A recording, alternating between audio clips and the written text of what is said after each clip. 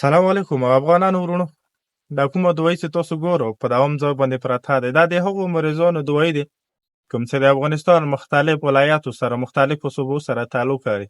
دا هغه ماشومان چې دې کې چوک شل کلن دي، چوک لس کلن دي، او چوک داسې ماشومان هم چې هغه د کال یا د میاشتو عمر لري خو د پوستکي مریضان دي.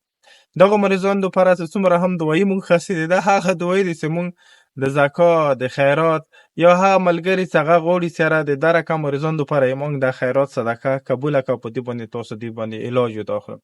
نو دا دوایي د پټان ګمرک باندې چې کوم د افغانستان اړخ ته بارډر دی هلته دا پرته دی، او د مونږ هغه کوم ملګري دي هغو ته نشي ورکولی. مونږ ټول افغانانو ورته اپیل دی چې تاسو چونګ هم داسې ذمهوار خلک ګورو، هغو ته تاسو مونږ د پیغام ور ورسوو چې دا دوایي د دغه مریضانو دپاره دی. په دغه هر یو شاپر کې د هر مریض دوایي سره سره د نسخه، یعنې چې کوم باندې ډاکټر نسخه ورته لیکل هغه پرچه هم شته دی، او د هر مریض نامه هم شته دی.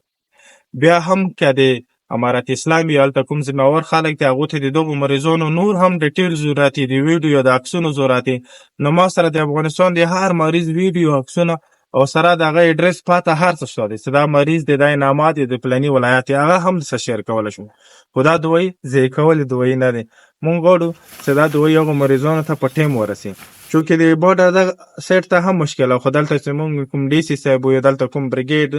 هغو مونږ سره چې کله هم د افغانستان د ماشومانو هغه ویډیوګانو تصویرونه ولدلو، نو هغو په خپله مونږ سره ای ډي سي صاحب یا کامران هغه یې مونږ سره بارډر پرې ولېږلو، چې تاسو په خپله لاړ شئ چې په بارډر باندې د هېڅ ستونزه ونه لري او دا دوایي په ټایم سره ورسېږي. نو دا چونکې د 2 میاشتو علاج دی، دغو ماشومانو ته په 2 میاشتو بعد بیا علاج میلوي، 2 میاشتو بعد ځنه مریضان به داسې چې به 2 میاشتو څخه شي، ځنه به 8 سره، ځنه به 6 سره. نو مونږ غواړو سره دواړه اړخ ته دغه شي کې مو ته اساني پیدا شي. مونږ دا غواړو چې دا کومه دوایي دی داسې هلته څومره هم دې دپاره ماشومان ناست دي چې هغه د پوستکي مریضان دي، مونږ غواړو چې دا دوایي هغو ته په ټایم باندې ورسوي. زه تاسو سره په دې کې یو خپل شخصي نمبر هم پرېږدم، که هغه اړخ ته چاته هم ما نمبر ضرورت یا د ثبوت یا د څه شي هم ضرورت و، زه په دغه نمبر باندې وټساپ هم لرو، ما سره ټلیفون هم کولی شي. مونږ غواړو چې په شریکه باندې مونږ تاسو د یو بل په مرسته باندې د هغه مریضان چې هغه دغه اړخ ته دي که هغه اړخ ته دي، خو چې د پوستکي مریض دی چې هغه ته مونږ دوایي ورسوو. او په دې کې بعضې داسې مریضان هم دي چې هغو ته پښتو هم نه ورځي، خو هغه سره د بچي ویډیو عکس راوستی او د هغو زبان که هغه پرشین دی پړسي دی هم موږ ته نه رسي، یا هلته